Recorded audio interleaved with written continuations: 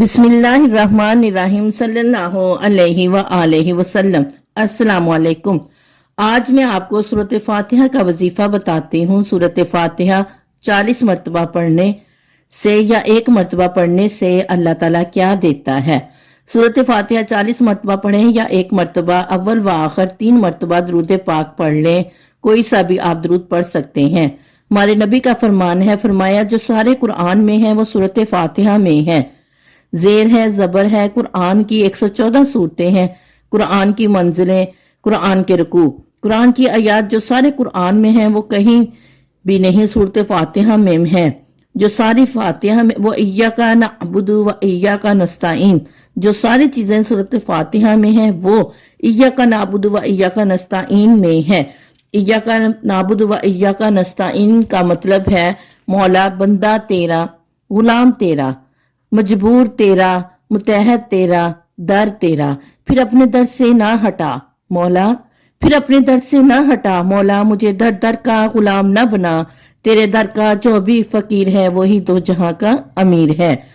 اسے بادشاہوں سے کیا غرض جو گدا ہے، شاہ جہاں ہے مولا، اپنے در کا غلام ہے۔ صبح اٹھ کر سورۃ فاتحہ پڑھ لیں، جب ایاک نعبد و ایاک نستعین پر آئیں پھر آگے نہیں پڑھنا۔ سارا دن وضو با وضو، سارا دن کھلا اس آیت کو ایاک نعبد و ایاک نستعین کو پڑھنا ہے۔ ہر حالت میں ایاک نعبد و ایاک نستعین کو دہرانا ہے۔ اب اپنے مقصد کے لیے، مشکلوں کے حل کے لیے، حالات کی تنگیوں کے لیے پڑھنا ہے۔ اپنی ناکامی کا تصور کرتے ہوئے، بتاتے ہوئے، حالات کی سختیاں، تنگیاں، زندگی کا کوئی بھی معاملہ ہو، جذبے کے ساتھ پڑھنا ہے۔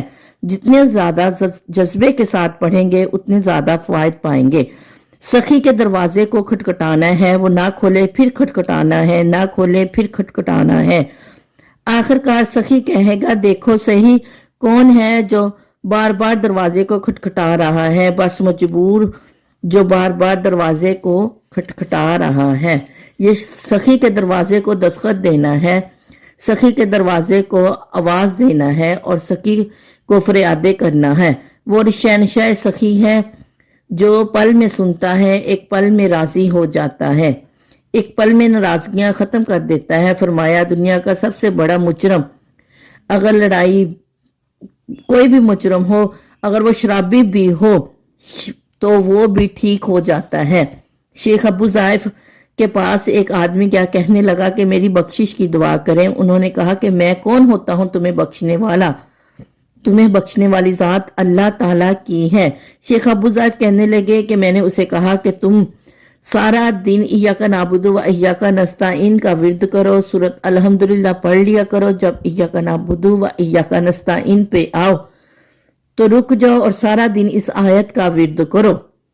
کچھ دن بعد وہ بیمار ہو گیا، وہ شخص جو شرابی تھا وہ بیمار ہو گیا، مگر اس نے وہ وظیفہ نہ چھوڑا، اسے ہسپتال میں داخل کر دیا گیا۔ کئی دن داخل رہا، اس نے وظیفہ نہ چھوڑا، وہ پاگلوں کی طرح اس وظیفے کو پڑھتا رہا۔